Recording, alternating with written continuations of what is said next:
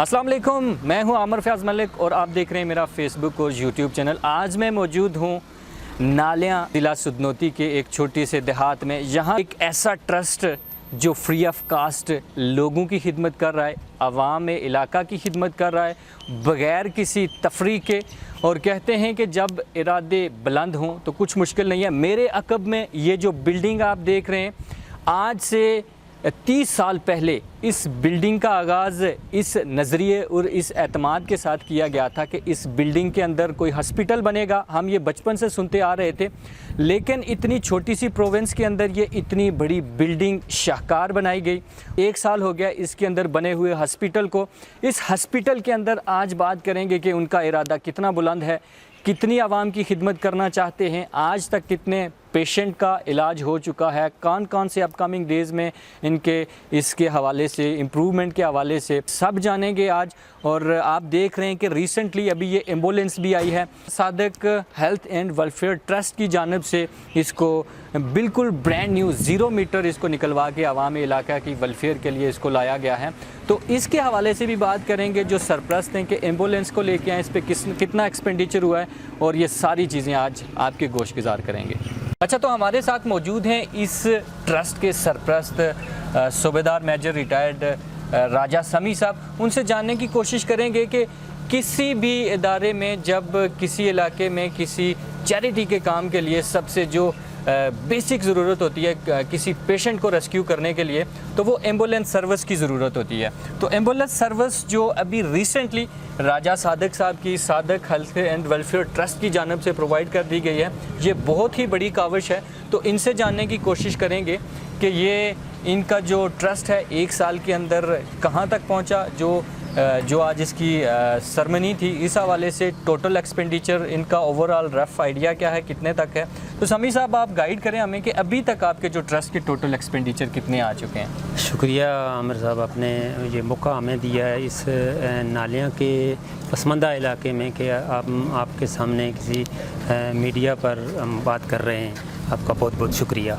आपका जो सवाल है वो ट्रस्ट के हवाले से और ख़ासकर एम्बुलेंस के हवाले से कि जी आप ख़ुद भी इसी इलाके के ही रहने वाले हैं, और ये एम्बुलेंस की आपको पता है कि यहाँ पर आज तक कोई सर्विस मुहैया नहीं है। तो ये सादक साहब ने और उनके बेटू ने ये कोशिश की है और इस अवाम इलाका के लिए इस एम्बुलेंस को ये आप थोड़ी सी अगर इसकी वैल्यू बता दें कि ये कितने की परचेज़ किया आपने। हाँ, ये एम्बुलेंस अभी बिल्कुल 0 मीटर या ख़रीदी है हमने। 28 लाख रुपया इसका आज तक जो एक्सपेंडिचर हुआ है। सर ओवरऑल जो रफ एक्सपीरियंस है जो इस 1 साल के अंदर टोटल एक्सपेंडिचर जो वेलफेयर के काम में आपने एक्सपेंस किया वो कितना है? ये एग्जैक्ट इसके फिगर हैं 38 लाख रुपया एम्बुलेंस के अलावा है माशाल्लाह, जो जिसमें इसके जो बेड हैं, कमरे हैं, उनके जो पार्टीशन है, जितना ये आपने अंदर देखा है, विज़िट भी आपको अभी करवाते हैं और वो आपको दिखा भी देते हैं कि किस तरह के यहाँ पर डॉक्टरों के लिए सहूलत है, मेडिकल स्टोर है और लैब है, ये सारी चीज़ें। मैंने सर ऐसा सुना है कि जहाँ पे जो बहुत ही पुअर पेशेंट है उनका टोटली फ्री ऑफ कास्ट इलाज होता है। जी बिल्कुल ऐसा ही है। कोई भी एमरजेंसी जो मरीज़ है जिसकी आप समझते हैं कि जी बिल्कुल वो उसके लिए ज़िंदगी और मौत का मसला है, तो उसको बिल्कुल फ्री यहाँ पर उसकी इंजेक्शन वगैरह, उसकी दवाई वगैरह, उसकी ट्रीटमेंट जितनी भी है वो फ्री। बहुत ही ज़बरदस्त। क्या जो डॉक्टर साहब जो कंसल्टेशन देते हैं पेशेंट को, तो क्या उनकी कोई कंसल्टेशन फ़ी भी यहाँ पे मुकर्रर की गई है? नहीं, आम पेशेंट के लिए नहीं, किसी किस्म की इस तरह की कोई फ़ीस नहीं है, बिल्कुल फ्री ऑफ कास्ट है। क्योंकि डॉक्टर साहब की जो सैलरी है वो ट्रस्ट खुद ही दे रहा है, तो फिर कोई ये कारोबार तो है नहीं कि हम कहें कि जी डॉक्टर की इतनी फ़ीस होगी, और ये बिल्कुल फ्री ऑफ कास्ट है। अलबत्ता सब ये हमारी जो एग्जीक्यूटिव बॉडी है उन सब के मशवरे से 50 रुपए की एक वो फ़ीस है जो हमने एक ऑफिस बॉय रखा हुआ उसके खर्चे के लिए, या इस बिल्डिंग के अंदर बिजली का बिल है और छोटे मोटे आपको पता है इतने बड़े सेटअप में होते ही रहते हैं, तो बजाय हम वो ट्रस्ट के जो ऑनर्स हैं उनके ऊपर हम बोझ डालें थोड़ा सा। अच्छा, बहुत ही इम्पॉर्टेंट क्वेश्चन है। कोई ऐसे पेशेंट होते हैं जो इस ट्रस्ट में चेकअप के लिए आते हैं, या कोई ऐसे भी पेशेंट होते हैं जो ट्रस्ट में चेकअप नहीं करवाते, उनको एम्बुलेंस सर्विस अगर चाहिए हो, वो कोटली, रावलपिंडी या कहीं और पे अपना जो परफॉर्म करवाना चाह रहे हो अपनी ट्रीटमेंट सर्जरी वगैरह, तो क्या ये एम्बुलेंस उनके लिए भी अवेलेबल होगी? उनके किस तरीके से आपने इसको मैनेज करना है, या ये सिर्फ प्योरली ट्रस्ट के लिए होगी? ये एक पहली तो बात ये है कि ओवरऑल जो एम्बुलेंस है, ये कोई भी बंदा कहीं से भी है, चाहे वो यहाँ चेक करवाता है या कहीं और वो जाना चाहता है, हर बंदे के लिए ये अवेल है, हर उस मरीज़ के लिए कि जो डॉक्टर के पास जाना चाहता है। और एम्बुलेंस की ये बहुत ही ज़बरदस्त है। बहुत सारी ऐसी ऑर्गेनाइजेशन भी हैं जिनके अंदर उनकी अपनी एम्बुलेंसेस तो हैं, लेकिन वो उन्हें रिलेटेड अपने ट्रस्ट या अपने हॉस्पिटल के लोगों को ही वो लेके जाती हैं। तो ये बहुत ही अच्छी बात है कि इस चैनल की वसातत से उन तमाम लोगों को ये मैसेज भी है कि ऐसे लोग जो डॉक्टर यहाँ पे चेकअप नहीं करवा सकते, उनको कहीं प्रोलॉन्ग हो गई है उनकी बीमारी, वो कोटली की तरफ जाना चाह रहे हैं, पलंदरी की तरफ या रावलपिंडी इस्लामाबाद की तरफ मूव करना चाह रहे हैं, तो उनके लिए भी ये मैसेज है कि ये एम्बुलेंस सर्विस जो सादक हेल्थ वेलफेयर ट्रस्ट की जो एम्बुलेंस है उनके लिए फ्रीली अवेलेबल है। वो यहाँ पे आएँ, समी साहब का कॉन्टैक्ट भी यहाँ पे लिखा हुआ है, इनसे कॉन्टैक्ट करें और एम्बुलेंस को पाकिस्तान के किसी भी शहर में अपने पेशेंट को फ्री ऑफ कास्ट लेके जा सकते हैं। डॉक्टर साहब जो यहाँ पे प्रैक्टिकली अपनी जो सर्विसेज प्रोवाइड कर रहे हैं, डॉक्टर साहब से ये जानने की कोशिश करेंगे कि ये हमारा ट्रस्ट और कैसे तरक्की की राह पे गामज़न हो सकता है। इसके लिए क्योंकि डॉक्टर साहब शब रोज़ इनकी मेहनत है, पेशेंट को देखते हैं। तो डॉक्टर साहब आप थोड़ा सा हमें गाइड करें कि ये जो ट्रस्ट है इसमें किस इंडिकेशन के, किस बीमारी के पेशेंट आप ज़्यादा देखने को मिलते हैं? जी अस्सलाम वालेकुम। सबसे पहले बहुत शुक्रिया आमिर भाई। अच्छा, हमें तकरीबन 1 साल हो गया है इस ट्रस्ट के साथ। लास्ट ईयर फरवरी में हमारा इफ्तिताह हुआ था। तो सबसे ज़्यादा जो हमारे पेशेंट जो आते हैं, ज़्यादा बच्चों की तादाद ज़्यादा है, और उनमें भी ज़्यादातर पेशेंट जो हैं वो टॉन्सिलाइटिस के पेशेंट्स आते हैं। ठीक है।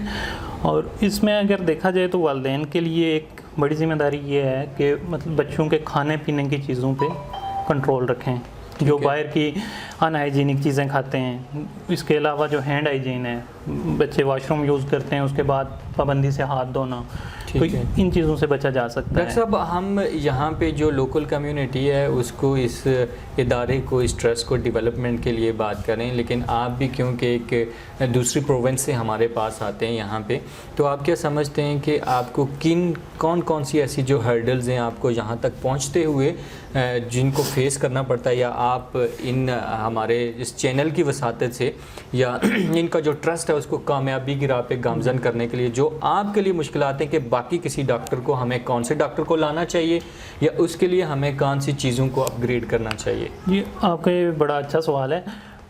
जब इस ट्रस्ट का इफ्तिताह हुआ था तो हमारे प्लान का एक हिस्सा था कि मेडिकल स्पेशलिस्ट और गायनाकोलॉजिस्ट का एक विज़िट महीने में यहाँ पे अरेंज करवाया जाएगा। ठीक है। क्योंकि ज़चगी के केस जितने भी हैं, तो यहाँ से मतलब पहली फैसिलिटी जो हमारे अवाम को यहाँ से मिलती है वो या कोटली में मिलती है या पलंदरी में मिलती है। तो यहाँ के अवाम इलाका को इस सहूलत के लिए हमारा प्लान ये था कि यहाँ पे एक गायनाकोलॉजिस्ट को लाया जाए, लेकिन चूँकि हमारी रोड की बहुत खस्ता हाल सूरत है, जिसकी वजह से सफरी सहूलियात गैर मौसर हैं, तो जितनी भी स्पेशलिस्ट से हमारी बात हुई है, तो जिन्होंने विज़िट भी किया, तो इसी बात पे इनकार कर देते हैं कि वो इलाका दूर दराज है, पसमानदा है, जाने के लिए बाकायदा रोड नहीं है उस तरह से।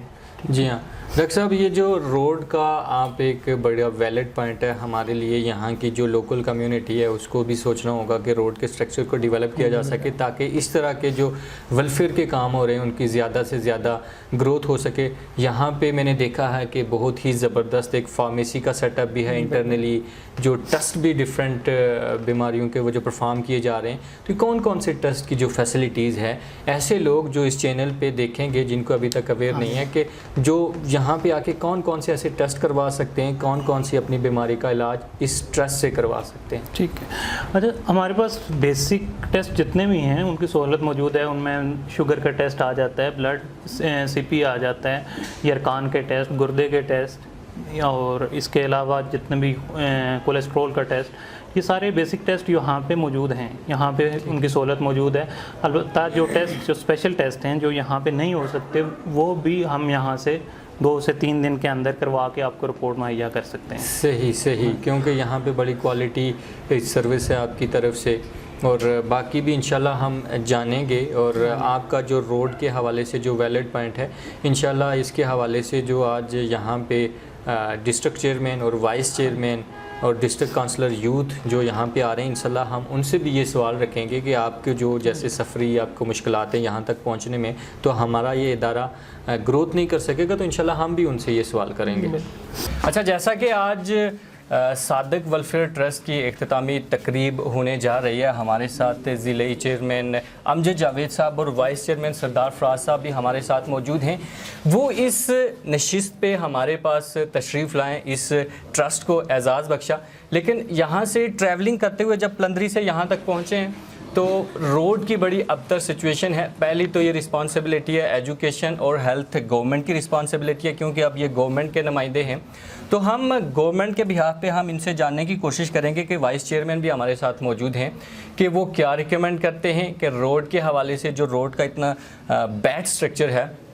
डॉक्टर साहब ने भी जैसे बताया कि यहाँ पे हेल्थ फैसिलिटीज़ में हमें जो ज़चगी के मसाइल हैं, जो इलाके के लोगों को सबसे ज़्यादा बेसिक उसकी ज़रूरत होती है, तो हमें उसके लिए गायनोकोलॉजिस्ट की ज़रूरत है।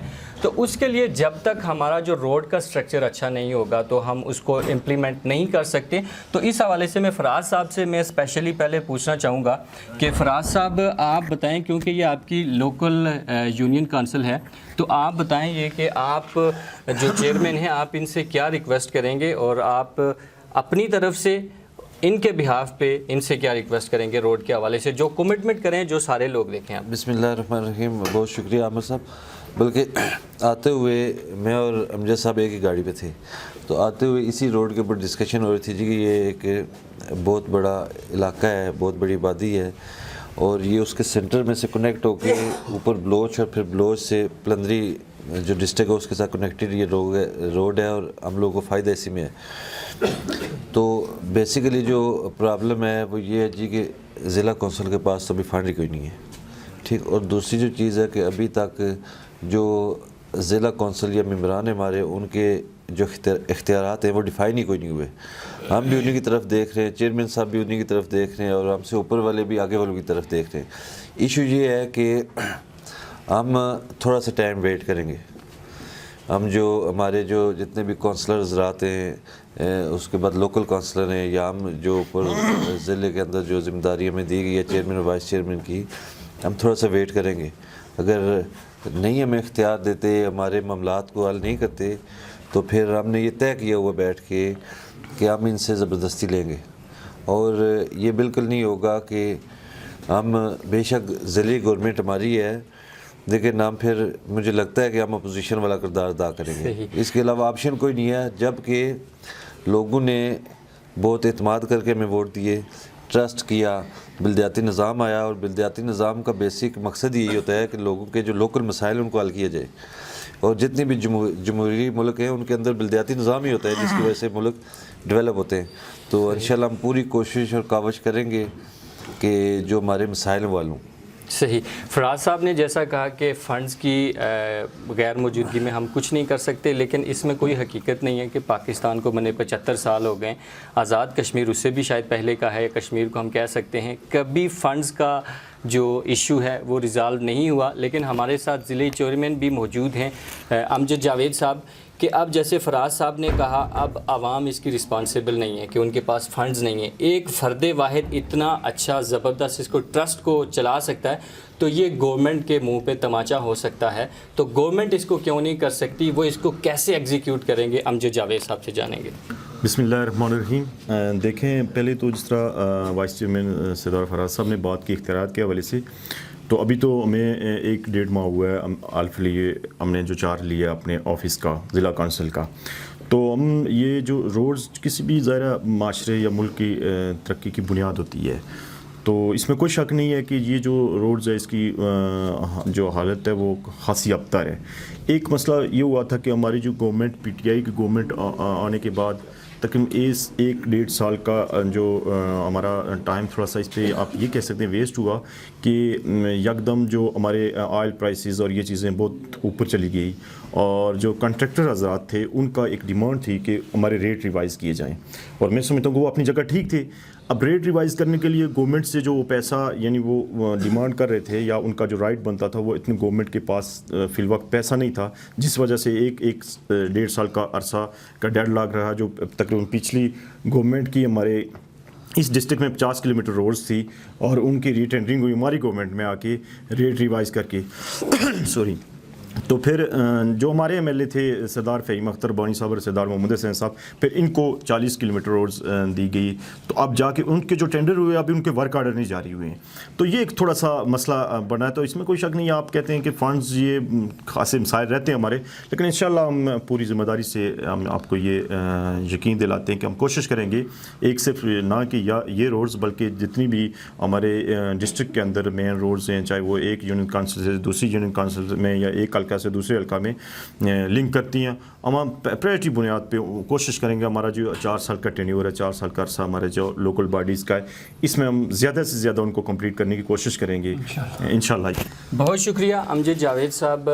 उम्मीद है कि आपकी जो कमिटमेंट है हमारे इस ट्रस्ट को मैक्सिमम फैसिलिटेट कर सकें ताकि रोड का स्ट्रक्चर इम्प्रूव करके, उम्मीद है ये जो आपकी कमिटमेंट है ये आपके हमारे साथ सूदमंद साबित होगी और आपकी आमद का बहुत शुक्रिया। बहुत शुक्रिया।